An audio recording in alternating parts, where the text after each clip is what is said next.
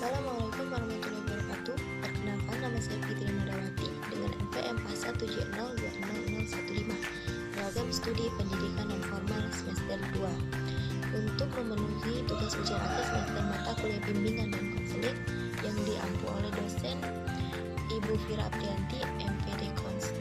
Nah, pada kesempatan yang baik ini, saya akan menjelaskan sedikit mengenai materi bimbingan dan konseling. Baiklah, langsung saja pada materi yang pertama, yaitu pengertian bimbingan dan konseling. Nah, mungkin dari kita masih bertanya, apa sih bimbingan dan konseling itu? Nah, bimbingan dan konseling itu sendiri ialah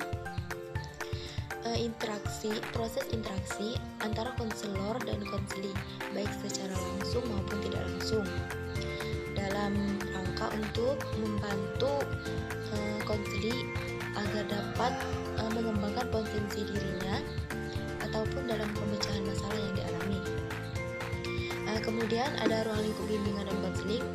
Ruang lingkup bimbingan dan konseling sekolah mencakup upaya bantuan yang meliputi bidang bimbingan pribadi, bimbingan sosial, bimbingan belajar, dan bimbingan karir. Kemudian ada pun fungsi bimbingan dan konseling. Bimbingan dan konseling memiliki beberapa fungsi, antara lain fungsi pemahaman, fungsi bimbingan konseling yang akan menghasilkan pemahaman tentang sesuatu oleh pihak-pihak tertentu sesuai kepentingan pengembangan peserta didik.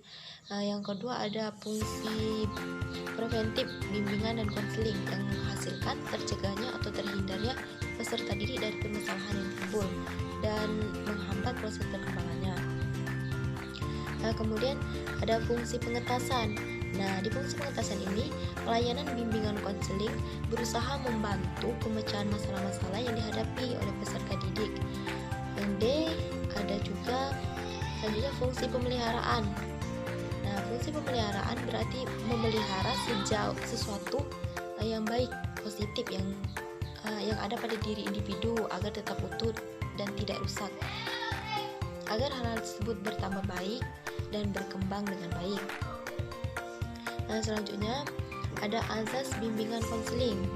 Nah, azas yang pertama itu azas kesukarelaan, yaitu azas yang menghendaki adanya kesukaan dan kerelaan peserta didik atau klien dalam mengikuti atau menjalani layanan atau kegiatan yang diperuntukkan baginya. Guru, pembimbing atau konselor berkewajiban membina dan mengembangkan kesukarelaan seperti itu. Yang kedua ada asas keterbukaan. Nah, yang mana asas keterbukaan ini menghendaki agar peserta didik atau klien yang menjadi sasaran layanan atau kegiatan bersikap terbuka dan tidak berpura-pura, baik dalam memberikan keterangan tentang dirinya sendiri maupun dalam menerima berbagai informasi dan materi dari luar yang berguna bagi pengembangan dirinya. Yang selanjutnya ada asas kerahasiaan, yaitu asas yang menuntut dirahasiakannya segenap data, keterangan peserta didik atau klien, yang mana menjadi sasaran layanan, yaitu data atau keterangan yang tidak boleh atau tidak layak diketahui orang lain. Kemudian materi selanjutnya itu landasan bimbingan dan konseling. Nah, yang pertama itu landasan religius. Manusia sebagai makhluk Allah, manusia adalah makhluk Allah yang memiliki sisi-sisi kemanusiaan. Manusia tersebut tidak boleh dibiarkan agar tidak mengarah pada hal-hal negatif. Perlu adanya bimbingan yang akan mengarahkan sisi-sisi kemanusiaan tersebut pada hal-hal positif. Yang kedua ada sikap keberagaman. Agama yang menyeimbangkan antara kehidupan dunia dan akhirat menjadi isi dari sikap keberagaman. Nilai-nilainya harus diresapi dan diamalkan. Kemudian menyingkapi peningkatan iptek. Peningkatan iptek sebagai upaya lanjutan dari penyeimbang kehidupan dunia dan akhirat. Materi selanjutnya mengenai asas alih tangan kasus, di mana dalam mereka ada yang namanya asas alih tangan kasus. Nah, asas alih tangan kasus merupakan kegiatan untuk memperoleh penanganan yang lebih tepat, tuntas atas permasalahan yang dialami klien dengan memindahkan penanganan kasus ke pihak yang lebih kompeten, seperti kepada guru mata pelajaran atau konselor, dokter, serta ahli lainnya, dengan tujuan agar peserta didik dapat memperoleh penanganan yang lebih tepat dan dan mantas atas permasalahannya yang dihadapi melalui pihak yang lebih kompeten. Nah, kemudian kegiatan BK, ada kegiatan BK di sekolah yang mana membutuhkan aplikasi instrumen. Kemudian ada himpunan data. Nah, himpunan data itu sendiri ialah kegiatan menghimpun seluruh data dan keterangan yang relevan dengan keperluan pengembangan peserta didik. Himpunan data diselenggarakan secara berkelanjutan, secara sistematik, komprehensif, terpadu, dan sifatnya pun tertutup. Nah, jadi himpunan data merupakan kegiatan pendukung daratan bimbingan konseling yang meliputi perencanaan, evaluasi, dan laporan. Kemudian terakhir ada yang namanya kesulitan dalam belajar. Nah, dalam BK ada juga yang namanya kesulitan dalam belajar.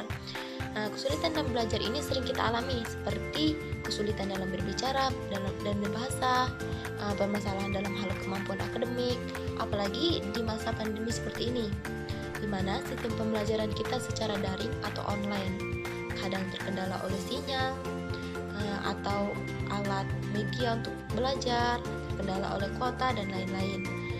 Nah, dari uraian-uraian dan teori yang telah dikemukakan di sebelumnya, maka dapatlah ditarik suatu kesimpulan yang efektif, yaitu bimbingan konseling adalah